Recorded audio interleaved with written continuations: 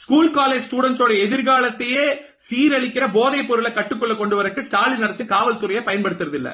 தினம் தினம் மாணவிகளுக்கும் பெண்களுக்கும் பாலியல் வன்புணர்வு சம்பவங்கள் நடந்து கொண்டே இருக்குது. செய்தியில பார்த்துட்டே தான் இருக்கும். அதையே கட்டுக்குள்ள கொண்டு வர்றக்கோ இல்ல அவங்களை உடனடியா பிடிக்கிறக்கோ காவல்துறையை ஸ்டாலின் அரசு பயன்படுத்துறது இல்ல. ஆனா திமுக அரசோட தப்புகளை தவறுகளை சுட்டி காமிச்சாங்கிற ஒரே காரணத்துக்காக சவுக்கு சங்கரையும் அவங்க ஆபீஸ்ல இருந்தவங்க எல்லாத்தையும் பொய் வழக்கு போட்டு திமுக அரசு ஸ்டாலின் அரசு கைது பண்ணிருக்கிறதுக்கு உண்மையாலுமே நீங்க வெட்கி தலை குனியணும். ஏன் இவ்வளவு தைரியம் இல்லாத கோழைத்தனமான முதல்வராகவும் துணை முதல்வராகவும் நீங்க இருக்கீங்க? ஒரே ஒரு யூடியூப் சேனல் வச்சு ஒருத்தர் பேசுறதுனால உங்களுக்கு என்ன ஆயிரும்? அதையே கூட தாங்கிக்க முடியாத அளவுக்கு ஒரு இன்செக்யூர்ட் முதல்வரா தான் நீங்க இருக்கீங்களா? உங்களை பாராட்டி பேசுற எல்லா மீடியாக்களையும் ஸ்டேஜ்ல கூப்பிடுறது, விருது கொடுக்கிறது, பாராட்டுறது, வெகுமதி கொடுக்கிறது, உங்களை எதிர்த்து யாரு பேசினாலும் உடனே அரெஸ்ட் பண்றது, பொய் கேஸ் பண்றது. இதுக்கு பேர் என்ன தெரியுங்களா? ஜனநாயக படுகொலை. ஜனநாயக படுகொலை செய்த எந்த நாட்டை ஆளும் ஆட்சியாளர்களும் நிரந்தரமா ரொம்ப நாளா இருந்ததா சரித்திரமே கிடையாது. கூடிய விரைவில் திமுக ஆட்சிக்கு தமிழக மக்கள் முடிவுரை எழுதுவது உறுதி உறுதி உறுதி. நீங்க என்ன நினைச்சிட்டீங்க? சவுக்கு சங்கர், ஏன்னா இது சவுக்கு சங்கர் தான் தனி மனித பிரச்சனை கிடையாது. நான்காம் தூண் அப்படின்னு சொல்லக்கூடிய ஜேர்னலிசம்கே ஒரு அநீதி.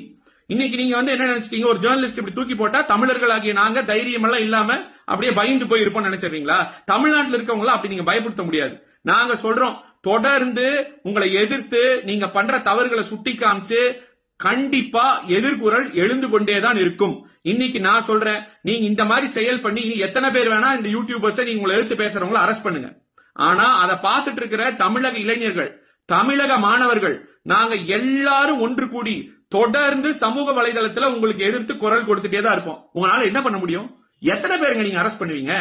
உங்க கவர்மெண்ட்ல ஒரு தப்பு பண்ணியிருந்தா அதை சுட்டு காமிச்சா அதை சரி பண்ணக்கூடிய திராணி இருக்கணும், தைரியம் இருக்கணும்.